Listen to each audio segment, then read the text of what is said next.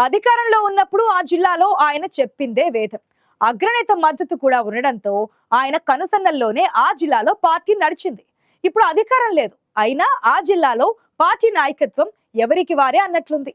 అందరిది ఒక దారైతే ఆయనది మాత్రం మరో దారి. అపోజిషన్ లోకి వచ్చాక ఈ గోలేంటని వాళ్ళ మధ్య నలిగిపోతోంది కేడర్.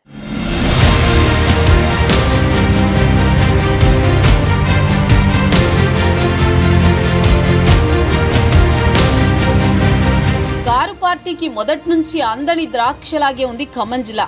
ఎంత ప్రచారం చేసినా, ఎంత ఖర్చు పెట్టినా ఆ జిల్లాలో పార్టీకి సీట్లు మాత్రం రావడం లేదు. చివరికి 10 ఏళ్ల పాలనలో చేపట్టిన అభివృద్ధి కార్యక్రమాలు కూడా పార్టీకి ఓట్లు రాల్చలేదు.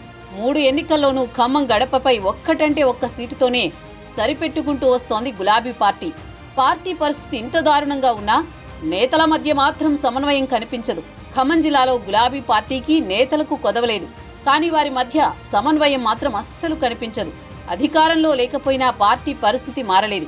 జిల్లా పార్టీ కార్యాలయం వైపు రావడానికి కూడా ఇష్టపడడం లేదు మాజీ మంత్రి. తన క్యాంపు కార్యాలయం నుంచే కార్యక్రమాలను నిర్వహిస్తున్నారు పువ్వాడ అజయ్.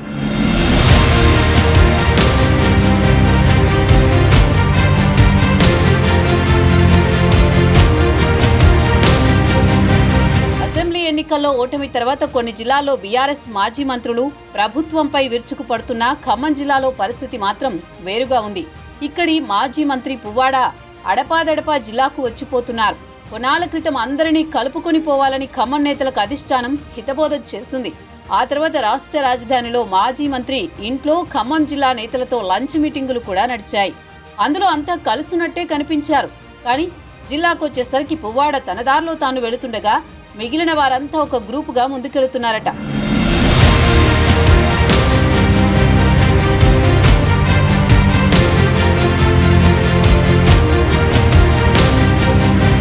రాష్ట్రంలో అధికారం కోల్పోయి 15 నెలలవుతున్నా ఖమ్మం జిల్లాలో కారు పార్టీ నేతల తీరు మారలేదు. ఇప్పటికీ వేరువేరుగానే కార్యక్రమాలు నిర్వహిస్తున్నారు. గులాబీ బాస్ బర్త్డే వేడుకలు కూడా నేతల్ని కలపలేకపోయాయి. జిల్లా పార్టీ కార్యాలయంలో జిల్లా అధ్యక్షుడు ఎమ్మెల్సీ తాతా మధు, మాజీ ఎమ్మెల్యే సండ్ర వెంకటవీరయ్య ఆధ్వర్యంలో కేసీఆర్ బర్త్డే జరిపారు. కొండబాల కోటేశ్వరరావు, కొందరు కార్పొరేటర్లు పాల్గొని కేక్ కట్ చేశారు. ఖమ్మం నగరంలోనే ఉన్న మాజీ మంత్రి పువ్వాడ ఈ ప్రోగ్రాంకి దూరంగా ఉన్నారు. మమతా మెడికల్ కళాశాలలో ఆయన అధినేత జన్మదిన వేడుకలు నిర్వహించారు. ఈ కార్యక్రమంలో పువ్వాడ వర్గానికి చెందిన డీసీసీబీ మాజీ చైర్మన్ కూరాకుల నాగభూషణం, మాజీ market chairman RJC Krishna, party నగర అధ్యక్షుడు పగడాల నాగరాజు, కొందరు కార్పొరేటర్లు పాల్గొన్నారు. బీఆర్ఎస్ పార్టీ ఆఫీస్ వేడుకల్లో పాల్గొన్న కొందరు కార్పొరేటర్లు, లోకల్ నేతలు తర్వాత వెంటనే మమతా కళాశాలలో జరిగే కార్యక్రమంలో పాల్గొనేందుకు వెళ్లాల్సిన పరిస్థితి ఏర్పడింది.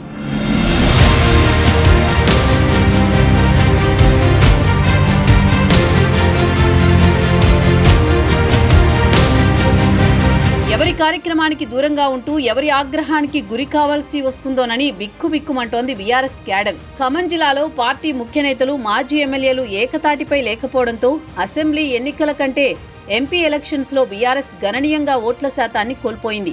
ఖమ్మం పార్లమెంటు పరిధిలోని 7 అసెంబ్లీ నియోజకవర్గాల్లో 2023 ఎన్నికల్లో కాంగ్రెస్ అభ్యర్థులకు 2,65,000 ఓట్ల లీడ్ వచ్చింది. 2024లో జరిగిన పార్లమెంట్ ఎన్నికల్లో కాంగ్రెస్ ఏకంగా 4,67,000 మెజారిటీ కాంగ్రెస్ కు వచ్చింది. దీంతో 6 నెలల్లోనే 2 లక్షల ఓట్లను బీఆర్ఎస్ కోల్పోయింది. అయినా పార్టీలోని ముఖ్య నేతల తీరు మారలేదు.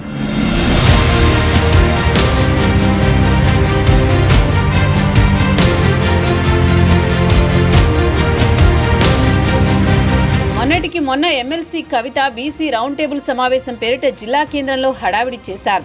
అరెస్టైన తమ పార్టీ నేతలను జైలుకెళ్లి పరామర్శించారు. జైలుకొచ్చిన పువ్వాడ అజయ్ ముఖ్య అనుచరుడు పగడాల నాగరాజును కూడా ఆమె పరామర్శించారు. అయితే ఈ కార్యక్రమాల్లో పువ్వాడ అజయ్ పాల్గొనలేదు. కానీ చివరిలో వచ్చి కాసేపు అలా కనిపించారు. కవిత కార్యక్రమాన్ని అంతా తామై నిర్వహించారు తాతా మధు, రాజ్యసభ సభ్యుడు వద్దిరాజు రవిచంద్ర. పార్టీ జిల్లా అధ్యక్షుడు తాతా మధు, రాజ్యసభ సభ్యుడు వద్దిరాజు రవిచంద్ర, మాజీ ఎమ్మెల్యే సండ్ర వెంకటవీరయ్య మాత్రమే తరచూ జిల్లాలో పార్టీ కార్యక్రమాల్లో పాల్గొంటున్నారు. మాజీ మంత్రి పువ్వాడ మాత్రం అప్పుడప్పుడు వచ్చి వెళుతున్నారు.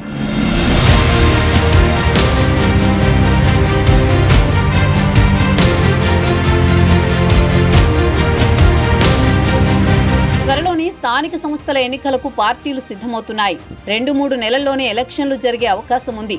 కానీ బీఆర్ఎస్ నేతల మధ్య సఖ్యత లేకపోవడం ఖమ్మం జిల్లాలో ఆ పార్టీకి మరింత చేటు చేసేలా ఉందన్న అభిప్రాయాలు వ్యక్తమవుతున్నాయి.